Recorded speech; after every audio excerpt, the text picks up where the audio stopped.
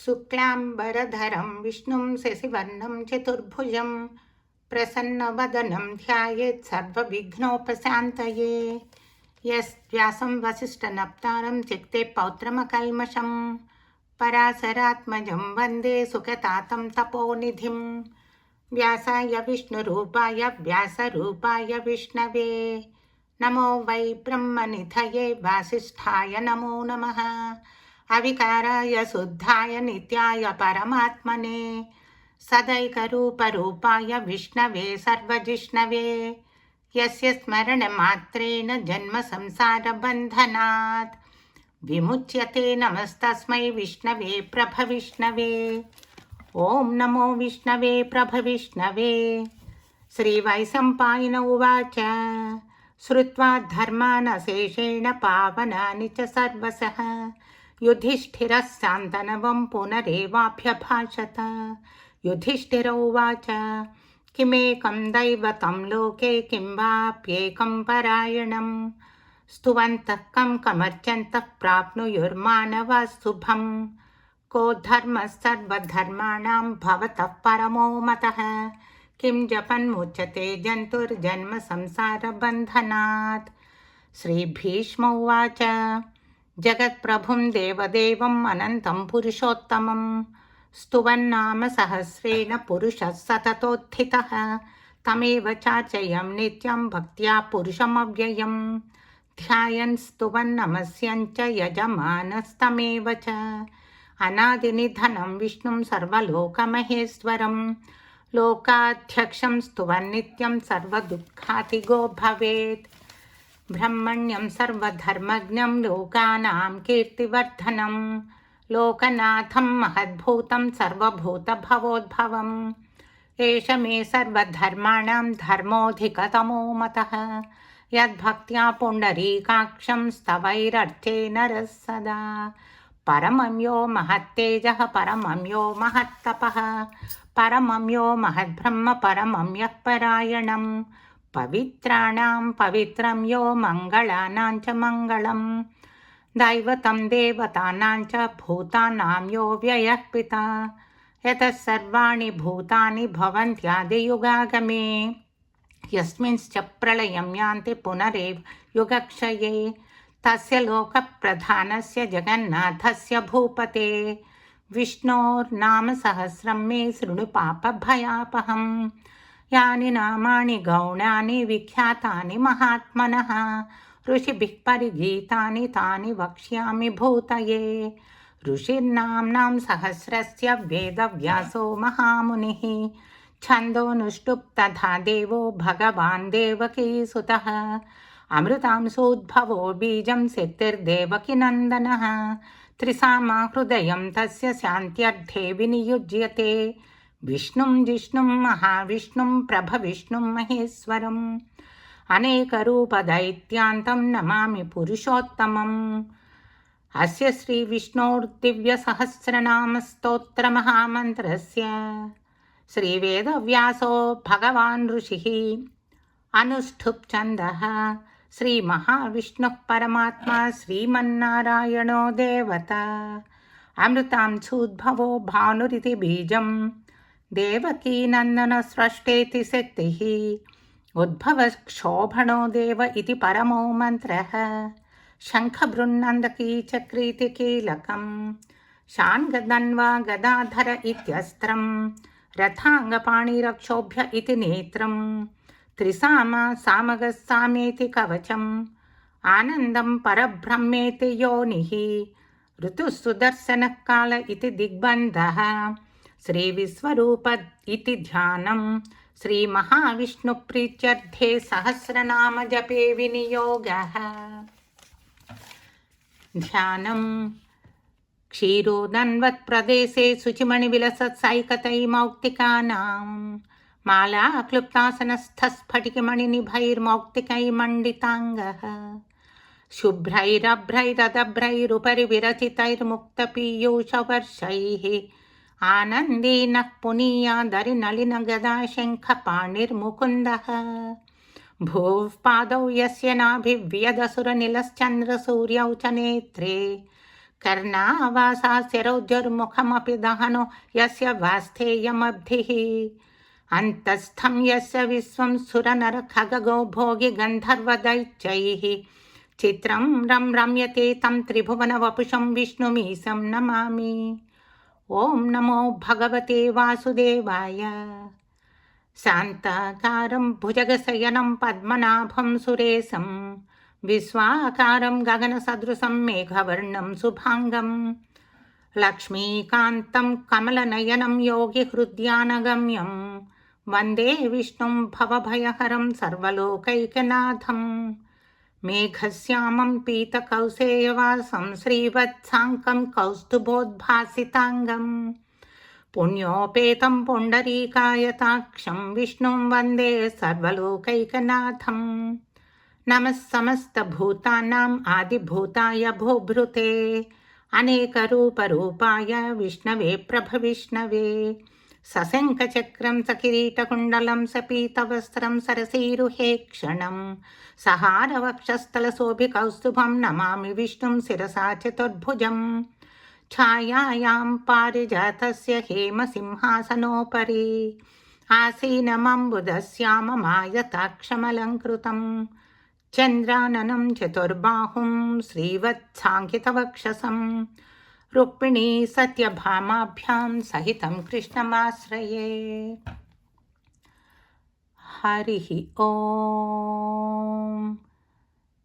विश्वं विष्णुर्वषट्कारो भूतभव्यभवत्प्रभुः भूतकृद्भूतभृद्भावो भूतात्मा भूतभावनः भूतात्मा परमात्मा च मुक्तानां परमाङ्गतिः अव्ययः पुरुषः साक्षी क्षेत्रज्ञोऽक्षर एव च योगो योगविदां नेता प्रधानपुरुषेश्वरः नारसिंहवपुः श्रीमान् केशवः पुरुषोत्तमः सर्वशिवस्थाणुर्भूताधिर्निधिरव्ययः सम्भवो भावनो भर्ता प्रभवः प्रभुरीश्वरः स्वयंभूशम्भुरादित्यः पुष्कराक्षो महास्वनः अनादिनिधनो धाता विधाता धातुरुत्तमः अप्रमेयो हृषीकेशः पद्मनाभो अमरप्रभो विश्वकर्मा मनुस्त्वष्टस्थविष्टस्थविरो ध्रुवः अग्राह्यः शाश्वतः कृष्णो लोहिताक्षप्रतर्धनः प्रभूतस्त्रिककुद्धाम पवित्रं मङ्गलं परम् ईशानः प्राणदः प्राणो ज्येष्ठः श्रेष्ठः प्रजापतिः हिरण्यगर्भो भूगर्भो माधवो मधुसूदनः ईश्वरो विक्रमी धन्वी मेधावी विक्रमक्रमः अनुत्तमो दुराधर्षः कृतघ्नकृतिरात्मवान् सुरेशः शरणं शर्म विश्वरेता प्रजाभवः अहः संवत्सरो व्याळप्रत्ययः सर्वदर्शनः अजः सर्वेश्वरः सिद्धः सिद्धिः सर्वादिरच्युतः वृषाकपिरमेयात्मा सर्वयोगविनिःसृतः वसुर्वसुमना सच्चः समात्मा संमितः समः अमोघः पुण्डरीकाक्षो वृषकर्मा वृषाकृतिः रुद्रो बहुशिरा बभ्रुर्विश्वयोनिः शुचिश्रवाः अमृतः शाश्वतस्थाणुर्वरारोहो महातपाः सर्वगः सर्वविद्भानुर्विश्वक्सेनो जनार्दनः वेदो वेदविदव्यङ्गो वेदाङ्गो वेदवित्कविः लोकाध्यक्षः सुराध्यक्षो धर्माध्यक्षः कृताकृतः चतुरात्मा चतुर्व्यूहश्चतुर्दंष्टश्चतुर्भुजः भ्राजिष्णुर्भोजनं भोक्ता सहिष्णुर्जगदादिजः अनघो विजयो जेता विश्वयोनिः पुनर्वसुः उपेन्द्रो वामनः प्रांसु अमोघः सुचिरोर्जितः अतीन्द्रः सङ्ग्रहः सर्गो धृतात्मा नियमो यमः वेद्यो वैद्यः सदा योगी वीरः माधवो मधुः अतीन्द्रियो महामायो महोत्साहो महाबलः महाबुद्धिर्महावीर्यो महाशक्तिर्महाद्युतिः अनिर्देश्य वपुः श्रीमान् अमेयात्मा महाधृधृक् महेश्वासो महीभर्ता श्रीनिवासः सताङ्गतिः अनिरुद्धः सुरानन्दो गोविन्दो गोविदाम्पतिः मरीचिर्दमनो हंसः सुपर्णो भुजगोत्तमः हिरण्यनाभः सुतपः पद्मनाभः प्रजापतिः अमृत्युः सर्वदृक्सिंहः सन्धाता सन्धिमान् स्थिरः अजो दुर्मर्शनशास्ता विसृतात्मा सुरारिहा गुरुर्गुरुतमो धाम सच्च पराक्रमः निमिषो निमिषस्रग्वी वाचस्पतिरुदारधीः अग्रणी ग्रामणी श्रीमान् न्यायो नेता समीरणः सहस्रमूर्धा विश्वात्मा सहस्राक्षः सहस्रपात् आवर्तनो निवृत्तात्मा संवृतः सम्प्रमर्दनः अहः संवर्तको वह्नि अनिलो धरणीधरः सुप्रसादप्रसन्नात्मा विश्वदृक् विश्वभुग् विभुः सत्कर्ता सत्कृतः साधुर्जह्नुर्नारायणो नरः असङ्ख्येयो प्रमेयात्मा विशिष्टशिष्टकृच्छुचिः सिद्धार्थः सिद्धसङ्कल्पः सिद्धिदः सिद्धिसाधनः वृषा हि वृषभो विष्णुर्वृषपर्वा वृषोदरः वर्धनो वर्धमानश्च विविक्तश्रुतिसागरः सुभुजो दुर्धरो वाङ्मी महेन्द्रो वसुदो वसुः नैकरूपो बृहद्रूपस्य पिभीष्टप्रकाशनः ओजस्तेजोद्युतिधरः प्रकाशात्मा प्रतापनः रुद्धस्पष्टाक्षरो मन्त्रश्चन्द्रान् सुर्भास्करज्युतिः अमृतांशोद्भवो भानु शशबिन्दुः सुरेश्वरः औषधं जगतस्येत्युत्सत्यधर्मपराक्रमः भूतभव्यभवन्नाथः पवनः पावनो नलः कामः कामकृत्कान्तः कामप्रदप्रभुः युगादिकृत्युगावर्तो नैकमायो महासनः अदृश्यो व्यक्तरूपश्च सहस्रजितनन्दजित् इष्टो विशिष्टशिष्टेष्ठः शिखण्डी नहुषो वृषः क्रोधः क्रोधकृत्कर्ता विश्वबाहुर्महीधरः अच्युतप्रतितप्राणप्राणदो वासवानुजः अपां निधिरधिष्ठानमप्रमत्तप्रतिष्ठितः स्कन्दधरो धुर्यो वरदो वायुवाहनः वासुदेवो बृहद्भानु आदिदेव पुरन्धरः अशोकस्थारणस्तारः सूरः सौरिर्जनेश्वरः अनुकूलस्य तावर्ता पद्मी पद्मनिभेक्षणः पद्मनाभोरविन्दाक्ष पद्मगर्भशरीरभृत् महर्धिरुद्धो रुद्धात्मा महाक्षो गरुडध्वजः अतुलशरभो भीमः समयज्ञो हविर्हरिः सर्वलक्षणलक्षण्यो लक्ष्मीवान् समितिञ्जयः विक्षरो रोहितो मार्गो हेतुर्दामोदरः सहः महीधरो महाभागो वेगवानमितासनः उद्भवक्षोभणो देवः श्रीगर्भः परमेश्वरः करणं कारणं कर्ता विकर्ता गहनो गुहः व्यवसायो व्यवस्थानः संस्थानस्थानदो ध्रुवः परर्थिः परमस्पष्टः तुष्टः पुष्टशुभेक्षणः रामो विरामो विरजो मार्गो नेयो नयोनयः वीरः शक्तिमतां श्रेष्ठो धर्मो धर्मविदुत्तमः वैकुण्ठः पुरुषः प्राणः प्रणवपृथुः हिरण्यगर्भस्य तृघ्नो व्याप्तो वायुरधोक्षजः ऋतुः सुदर्शनः कालः परमेष्ठी परिग्रहः उग्रः संवत्सरो दक्षो विश्रामो विश्वदक्षिणः विस्तारस्थावरस्थाणुप्रमाणं बीजमव्ययम् अर्धोऽनर्धो महाकोशो महाभोगो महाधनः अनिर्विण्णस्थविष्टो धर्मयूपो महामखः नक्षत्रनेमिर्नक्षत्री क्षमः क्षामः समीहनः यज्ञयुज्यो महेज्यश्च क्रतुः सत्रं सताङ्गतिः सर्वदर्शी विमुक्तात्मा सर्वज्ञो ज्ञानमुत्तमम् सुव्रतः सुमुखः सूक्ष्मः सुघोषः सुखदो सुहृत् मनोहरो जितक्रोधो वीरबाहुर्विदारणः स्वापनः स्ववसो व्यापी नैकात्मा नैककर्मकृत् वत्सरो वत्सलो वत्सी रत्नगर्भो धनेश्वरः धर्मकृद्धर्मी सदसत्क्षरमक्षरम् अविज्ञाता सहस्रांशुर्विधाता कृतलक्षणः गभस्तिनेमि सत्त्वस्था सिंहो भूतमहेश्वरः आदिदेवो महादेवो देवेशो देवभृद्गुरुः उत्तरो गोपतिर्गोप्ता ज्ञानगम्यपुरातनः शरीरभूतभृद्भोक्ता कपीन्द्रो भूरिदक्षिणः सोमपोमृतपः सोमः पुरुजित्पुरुषत्तमः विनयो जयः सत्यसन्धो दासार्हः सात्वतां पतिः जीवो विनयिता साक्षी मुकुन्दो मितविक्रमः अम्बोनिधिरनन्तात्मा महोदधिशयोऽन्तकः अजो महार्हस्वाभाव्यो जितामित्रप्रमोदनः आनन्दो नन्दनो नन्दः सत्यधर्मात्रिविक्रमः महर्षिः कपिलाचार्यकृतघ्नो मेदिनीपतिः त्रिवदश्रिदस्याध्यक्षो महाशृङ्गः कृतान्तकृत् महावराहो गोविन्दः सुषेणः कनकाङ्गदी गुह्यो गभीरो गहनो गुप्तश्चक्रगदाधरः वेधास्वाङ्गोदितः कृष्णो दृढः सङ्कर्षणोच्युतः वरुणो वारुणो वृक्षः पुष्कराक्षो महामनाः भगवान् भगहानन्दी वनमाली हलायुधः आदित्यो ज्योतिरादित्यः सहिष्णुर्गतिसत्तमः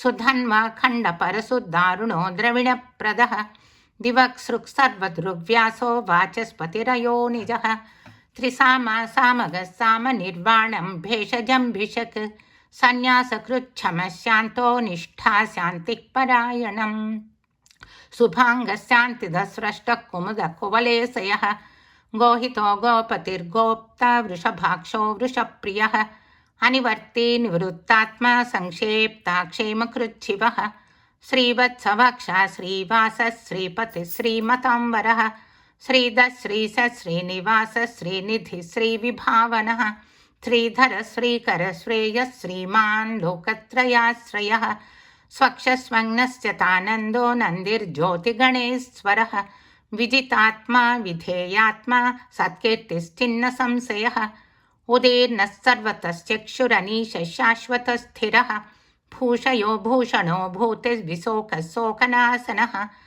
अर्चिष्मानर्चितः कुम्भो विशुद्धात्मा विशोधनः अनिरुद्धो प्रतिरतः प्रद्युम्नोमितविक्रमः कालनेमिनिः वीरश्चौरिः सूरजनेश्वरः त्रिलोकात्मा त्रिलोकेशः केशवः केशिहा हरिः कामदेवः कामपालः कामी कान्तकृतागमः अनिर्देश्य वपुर्विष्णुर्वीरोऽनन्तो धनञ्जयः ब्रह्मण्यो ब्रह्मकृद्ब्रह्म ब्रह्म ब्रह्मविवर्धनः ब्रह्मविद्ब्राह्मणो ब्रह्मी ब्रह्मज्ञो ब्राह्मणप्रियः महाक्रमो महाकर्मा महातेजा महोरगः महाक्रतुर्महायज्वा महायज्ञो महाहविः स्तव्यस्तवप्रियस्तोत्रं स्तुतिस्तोतारणप्रियः पूर्णः पूरयिता पुण्यः पुण्यकीर्तिरनामयः मनोजवस्तीर्थकरो वसुरेता वसुप्रदः वसुप्रदो वासुदेवो वसुर्वसुमनाहविः सद्गति सत्कृति सत्ता सद्भूति सत्परायणः सूरसेनो यदुश्रेष्ठः सन्निवासस्तु यामुनः भूतावासो वासुदेवः सर्वासु निलयो नलः दर्पः दर्पदो दृप्तो दुर्धरो धापराजितः विश्वमूर्तिर्महामूर्तिर्दीप्तमूर्तिरमूर्तिमान् अनेकमूर्तिरव्यक्तः शतमूर्तिः शताननः एको नैकः सवः कः किं यत्तत्पदमनुत्तमम् लोकबन्धुर्लोकनाथो माधवो भक्तवत्सलः सुवर्णवर्णो हेमाङ्गो वराङ्गश्चन्दनाङ्गदी वीरः विषमः शून्यो घृतासीरचलश्चलः अमानी मानदो मान्यो लोकस्वामी त्रिलोकधृत् सुमेधा मेधजो धन्यः स च मेधाधराधरः तेजो वृषोद्युतिधरः सर्वशस्त्रभृताम्बरः प्रग्रहो निग्रहो व्यग्रो नैकशृङ्गो गदाग्रजः चतुर्मूर्तिश्चतुर्बाहुश्चतुर्व्यूहश्चतुर्गतिः चतुरात्मा चतुर्भाव चतुर्वेदविदेकपात् समावर्तो निवृत्तात्मा दुर्जयो दुरतिक्रमः दुर्लभो दुर्गमो दुर्गो दुरावासो दुरारिहा शुभाङ्गो लोकसारङ्गस्तुतन्तुस्तन्तुवर्धनः इन्द्रकर्मा महाकर्मा कृतकर्मा कृतागमः उद्भवः सुन्दरः सुन्दो रत्ननाभः सुलोचनः अर्को वाजसनशृङ्गी जयन्तः सर्वविजयी सुवर्णबिन्दुरक्षोभ्यः सर्वभागीश्वरेश्वरः महाह्रदो महागर्तो महाभूतो महानिधिः कुमुदः कुन्दरः कुन्दः पर्जन्यः पावनो निलः अमृतांशोऽमृतवपुः सर्वज्ञः सर्वतोमुखः सुलभः सुव्रतः सिद्धः शत्रुजिः शत्रुतापनः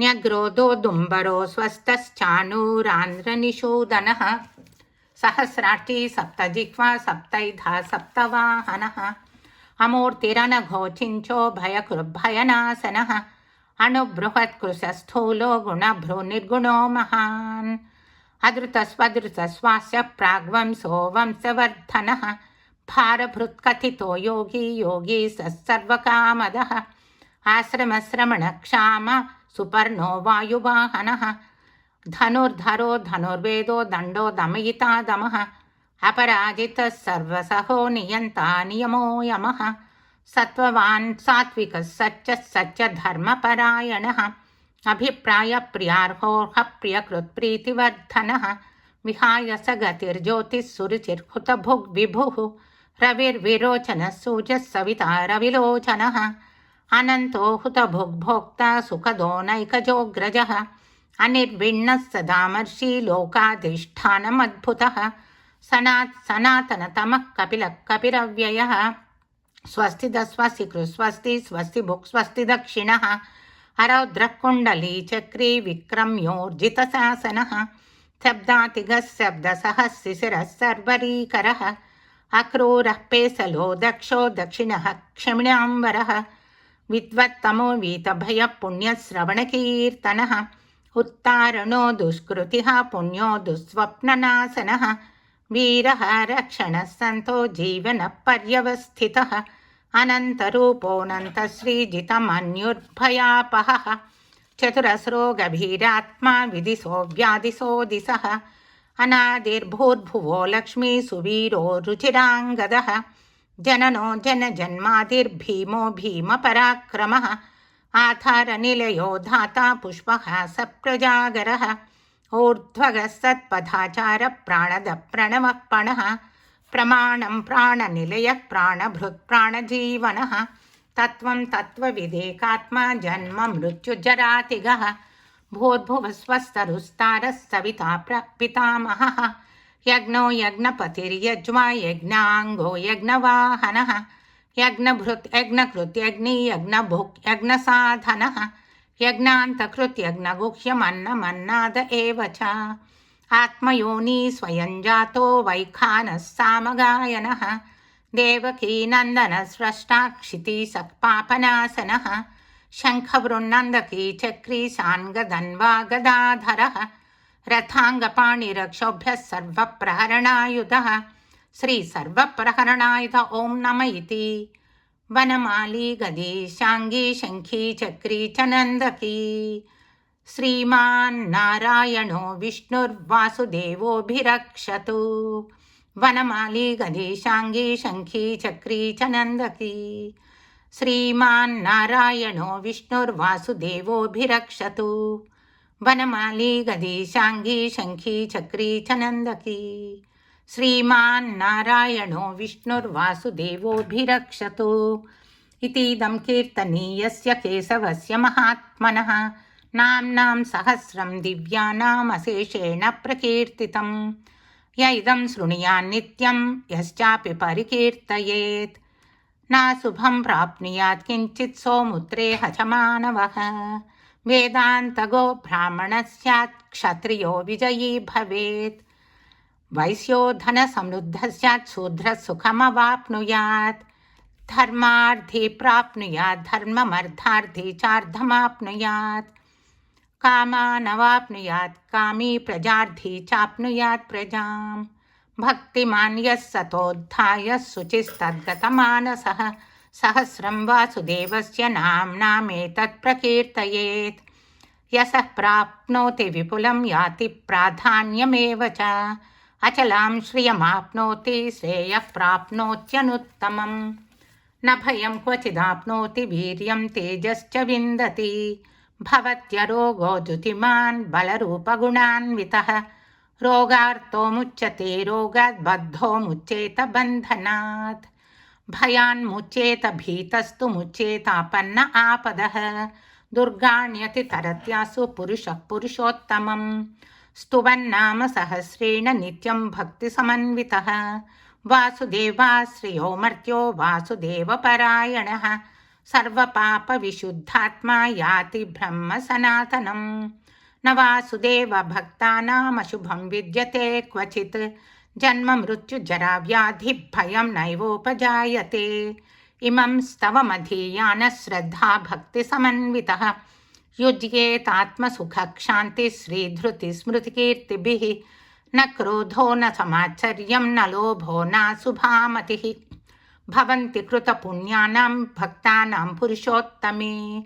द्यौस्रचन्द्रकनक्षत्रखं दिशो भूर्महोदधिः। वासुदेवस्य वीर्येण विद्रुतानि महात्मनः। ससुरासुरगन्धर्वं सयक्षो रगराक्षसं। जगद्वशे वर्ततेदं कृष्णस्य सचराचरम्। इन्द्रियाणि मनो बुद्धिः सत्त्वं तेजो बलं धृतिः। वासुदेवात्मकान्याहुः क्षेत्रं क्षेत्रज्ञ एव च। सर्वागमानामाचारः प्रथमं परिकल्पते। आचारः प्रभवो धर्मो धर्मस्य प्रभुरच्युतः। ऋषयः पितरो देवा महाभूतानि धातवः। जङ्गमजङ्गमं चेदं जगन्नारायणोद्भवम्। योगो ज्ञानं तथा साङ्ख्यं विद्या शिल्पादिकर्म च। वेदाशास्त्राणि विज्ञानम् एतत् सर्वं जनार्दनात्। एको विष्णुर्महद्भूतं पृथग्भूतान्यनेकशः। त्रीन् लोकान् व्याप्य भूतात्मा भुङ्क्ते विश्वभुगव्ययः। इमं स्तवं भगवतो विष्णोर्व्यासेन कीर्तितं। पठेद्य इच्छेत् पुरुषः श्रेयः प्राप्तुं सुखानि च। विश्वेश्वरमजं देवं जगतः प्रभुमव्ययं। भजन्ति ये पुष्कराक्षं न ते यान्ति पराभवम्। न ते यान्ति पराभवम्। ॐ नम इति। अर्जुन उवाच पद्मपत्रविशालाक्ष पद्मनाभसुरोत्तम भक्तानामनुरक्तानां त्राता भव जनार्दन। श्रीभगवानुवाच यो मां नाम सहस्रेण स्तोतुमिच्छति पाण्डव सोऽहमेकेन श्लोकेन स्तुत एव न संशयः। स्तुत एव न संशय। ॐ नम इति। व्यास उवाच वासनाद्वासुदेवस्य वासितं ते भुवनत्रयं सर्वभूतनिवासोऽपि वासुदेव नमोऽस्तु ते। श्रीवासुदेव नमोऽस्तु ते। ॐ नम इति। पार्वत्युवाच केनोपायेन लघुना विष्णोर्नाम सहस्रकं पठ्यते पण्डितैर्नित्यं श्रोतुमिच्छाम्यहं प्रभो। ईश्वर उवाच श्रीराम राम रामेति रमे रामे मनोरमे सहस्रनाम तत्तुल्यं रामनामं वरानने। श्रीराम राम रामेति रमे रामे मनोरमे सहस्रनाम तत्तुल्यं रामनाम वरानने। श्रीराम राम रामेति रमे रामे मनोरमे सहस्रनाम तत्तुल्यं रामनाम वरानने। श्रीराम नाम वरानन। ॐ नम इति। ब्रह्मोवाच नमोऽस्तनन्ताय सहस्रमूर्तये सहस्रपादाक्षि शिरोरुबाहवे सहस्रनाम्ने पुरुषाय शाश्वते सहस्रकोटियुगधारिणे नमः। श्रीसहस्रकोटियुगधारिणे ॐ नम इति। संजय उवाच यत्र योगेश्वरः कृष्णो यत्र पार्थो धनुर्धरः तत्र श्रीर्विजयो भूतिर्ध्रुवा नीतिर्मतिर्मम। श्रीभगवानुवाच अनन्याश्चिन्तयन्तो मां ये जना पर्युपासते तेषां नित्याभियुक्तानां योगक्षेमं वहाम्यहम्। परित्राणाय साधूनां विनाशाय च दुष्कृतां धर्मसंस्थापनार्थाय सम्भवामि युगे युगे। आर्ता विषण्णा शिथिलाश्च भीता घोरेषु च व्याधिषु वर्तमानाः संकीर्त्य नारायण शब्दमात्रं विमुक्तदुःखा सुखिनो भवन्तु। कायेन वाचा मनसेन्द्रियैर्वा बुद्ध्यात्मना वा प्रकृते स्वभावात् करोमि यद्यत् सकलं परस्मै नारायणायेति समर्पयामि। श्रीमन्नारायणायेति समर्पयामि। लक्ष्मीनारायणायेति समर्पयामि। सर्वं श्रीकृष्णार्पणमस्तु। సర్వే జనా సుఖినో భవంతు.